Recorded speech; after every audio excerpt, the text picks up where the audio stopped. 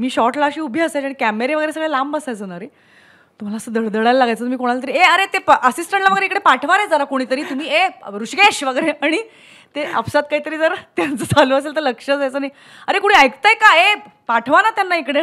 तर बिचारा आमचा एक तो असिस्टंट यायचा आणि तो ताई मी आहे, हसू नकोस, दात दाखवू नकोस, शांतपणे उभं राहायचे.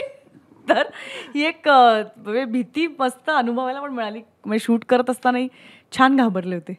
कधी कोणी उत्तरच दिलं नाही असं झालं नाही ना प्रँक म्हणून? तुला माहितीये का, भागाबाई नावाची एक व्यक्तिरेखा, म्हणजे तू पाहिली असेल ती ट्रेलरमध्ये पण, ती जी आहे. तर माझा आणि अनिताचा असा आक्षेप आहे की आम्हा दोघींपेक्षा जास्ती त्याला भागाबाई आवडायची ऋषिकेशला.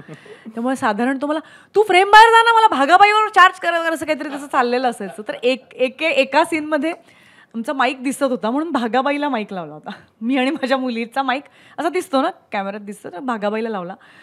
तर रात्रीची वेळ रे, सगळ्या नाईट्सच होत्या ना, तर कोणीतरी म्हणाला आत्ता भागाबाई बोलली तर त्या माईकमध्ये, असं एक कोणीतरी तो म्हणला. आणि आम्ही असे गप्पा बस रे काय बोलतोयस. तर असं ते वातावरण पूर्ण भारलेलं होतं.